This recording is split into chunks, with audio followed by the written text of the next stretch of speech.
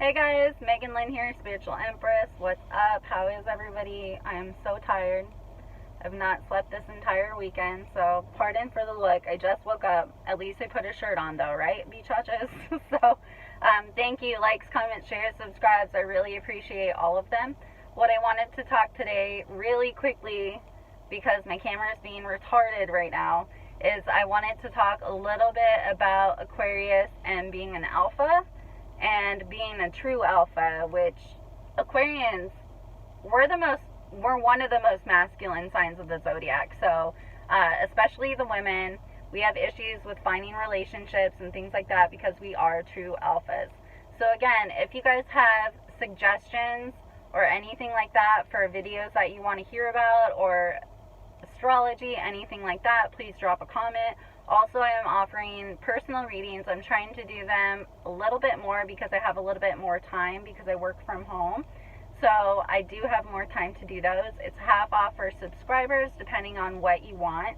So just email me. It's wmegan, MEGAN 939@gmail.com. If you guys have questions or anything like that. I do astrological charting, human design charting, tarot cards, pendulum readings, energetic work, house clearing, anything like that. So just let me know if you want anything like that. But yeah, today I wanted to talk about being a true alpha because I met a true alpha, and I feel like in this world there are so many beta faking alpha bullshit people here, and it's kind of making me sick because the true alphas actually need to be here. Alphas are here to, alpha priority is to protect, it's having loyalty and loving. It's a loving nature. And like a lot of people think being an alpha is being aggressive and domineering and,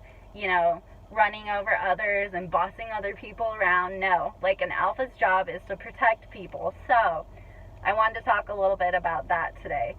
Aquarius, we are in the age of fucking Aquarius. Get it through your head. You are the boss. Not in a negative way. It is literally our time. So it's the funniest thing to me because Aquarius grew up, and I know I've said this before, Aquarius grew up under animosity. Aquarians, you were the weird ones. You were the ones that marched to the beat of your own drum. You did things differently than everybody else.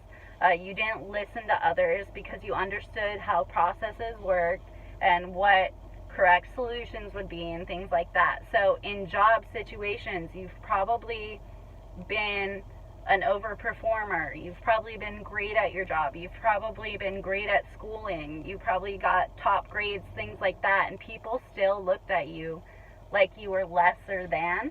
That's because you were an alpha. And alphas constantly, if you think about a wolf pack, an alpha always has to protect the wolf pack. So Aquarius, you probably had a lot of friends. You probably had a ton of friends, or you had a selective few that you picked out with unique abilities that you would protect above anything else, right?